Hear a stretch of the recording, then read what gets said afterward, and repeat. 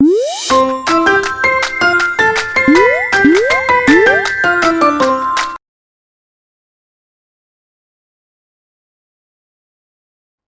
बहू। जनक पेशे से एक बहुत अच्छी वकील थी, लेकिन कहते हैं ना, बहू कितनी भी बड़ी तोप क्यों ना हो, सास के सामने तो भीगी बिल्ली ही होती है।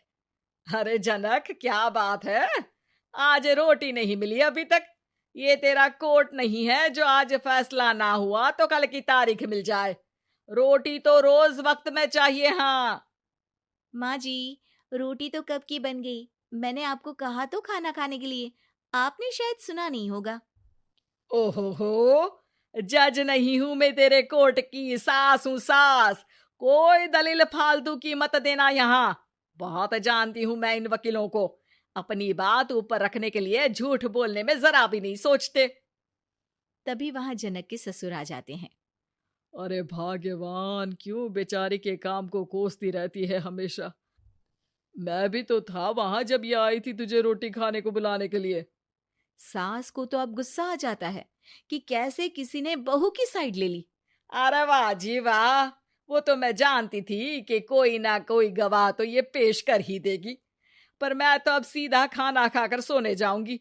मुझे आदत नहीं है किसी से बहसा बहसी करने की। पता नहीं कैसे ये वकील इतना दिमाग लगाकर खुद तो झूठ बोलते ही हैं, साथ में झूठे गवाह भी ले आते हैं। जनक को सास के ताने सुनने की अब आदत सी पड़ जाती है। एक दिन जनक वकील की ड्रेस पर काला कोट पहनकर कोर्ट के लिए निकल ही रही होती है कि अरे कहाँ चली काला कौवा बनकर?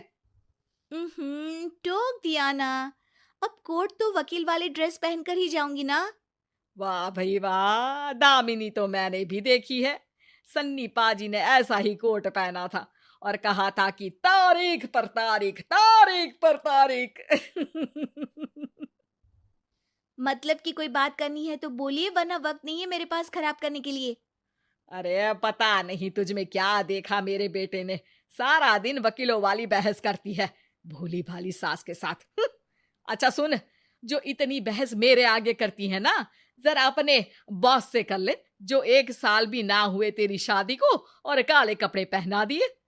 अंदर जा और लाल कोट पहन कर आ, पता तो चले कि नई नवेली शादी हुई है। अरे माँ जी, कोर्ट में मेरा बॉस क्या करेगा? ये तो पूरे देश की ड्रेस है वकीलों के लिए। लेकिन सास तो ठहरी सास।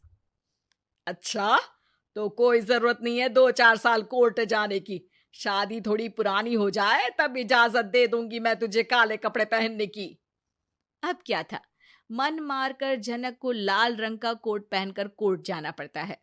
उसके जाने के बाद आहा, बढ़िया, ये पूरे देश की ड्रेस की बात करने वाली। अरे पहना दिया ना लाल कोट। अब सास आए दिन या तो जनक को उसके काम का ताना देती, या फिर उसका काम छुड़वा देने की धमकी। तंग आकर एक दिन जनक पति से कहती है, मैं सोच रही हूँ कि कोर्ट जाना बंद ही कर दूं। अरे क्यों यार, इतना अच्छा करियर है, क्यों छोड़ने की सोच रही हो? अरे लाल रंग का कोट पहनकर जाना पड़ता है। हर बात पर सास ताना देती है कि वकील तेज होते हैं, सवाल जवाब करते हैं, झूठी दलीलें देते हैं। अरे तो ठीक है ना, वो जो कहती है अपनी समझ से कहती है, लेकिन तुमको तो पता है ना कि सच्चाई क्या है। जनक को पति की बात से हौसला मिलता है कि तभी घर पर कुछ लोग आ जाते हैं। अरे आइए पंच साहब, कैसे आना हुआ? अरे भाई साहब, सुना है कि आपकी बहू वकील है। तभी वहां सास आ जाती है। हाँ है तो, लेकिन क्या हुआ? फिर कहीं बहस कराई क्या? अरे हम तो खुद दुखी है उसके व्यवहार से। अरे भाभी जी, आपको तो पूरा मोहल्ला जानता है कि आप कितना बोलती है। फिर हम यहाँ बहू रानी की कोई शिकायत नहीं, बल्कि अपनी परेशानी लेकर आए हैं। ससुर जी खुश हो जाते हैं। हाँ हाँ, मैं भी बहू को बुलाता हूँ। जनक वहां आती है, सबको नमस्ते करके बैठ जाती है। बहू रानी, हमारे गांव में बड़ी मुसीबत आ गई है। अब तो पूरे गांव की जिम्मेदारी मानो तुम्हारे कंधों पर है। अरे ना ना, इससे तो घर की जिम्मेदारी पूरी नहीं होती, ये गांव की जिम्मेदारी क्या लेगी? भाभी जी, आप चुप हो जाओ। यहाँ पढ़े लिखे लोगों की बात हो रही है। आप जाओ, जरा रसोई से सबके लिए चाय लेकर आओ। मैं कॉफी लूंगी। हाँ हाँ, वकील साहिबा के लिए कॉफी। सास सर पैर सब पटक कर वहां से निकल जाती है। बहू, गांव में पानी नहीं आ रहा है, पड़ोसी राज्य ने हमारा पानी रोक रखा है।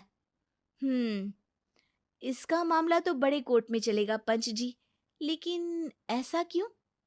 वो राज्य हम लोगों से पानी के पैसे मांग रहा है। अब आधे गांव में पानी की सप्लाई खत्म हो गई है बहुरानी। अच्छा पंच साहब, बात गांव की है तो मैं जरूर केस लड़ूंगी। यहाँ एक बार फिर सास की एंट्री हो जाती है। अरे वाह जी वाह, ये काम करवा लो, आप हमारी बहू से बहुत अच्छा करती है। मैं हूं सीधी सादी सास। इस लड़की ने कैसे लड़ लड़ कर मुझे साइड कर रखा है, ये तो अब आपको पता चल ही जाएगा। अरे भाभी जी, आपकी आवाज तो पूरे गांव को सुनाई पड़ती है जब आप बहू रानी को सुंदर वचन सुना रही होती हैं। अरे वकील बहू मिली है, फक्र करो फक्र। हाँ जी हाँ, सारी फकर तो हम लोग ही करें। खैर, अब जो केस लड़ेगी और पानी गांव में आ जाता है तो पंच साहब लिख कर देना होगा कि हैंड पाइप में सबसे पहले मेरी बाल्टी और घड़ा भरेगा। अरे फिर तो हम बहू रानी के नाम पर घर पर ही सप्लाई दे देंगे, लेकिन ये इतना आसान नहीं है। बहू, गांव के पास अभी वकील करने की भी पैसे नहीं है तो। अरे पंच साहब, ये मेरे गांव का मामला है, मैं आपसे एक भी पैसा नहीं लूंगी।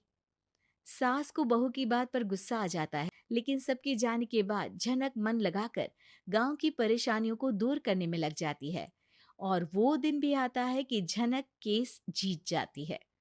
अरे आज तो प्लम्बर आकर घर तक पाइप लगा गया है। खुश हो जाओ, मेरे कारण तुम लोगों को घर के अंदर ही पानी मिल जाएगा।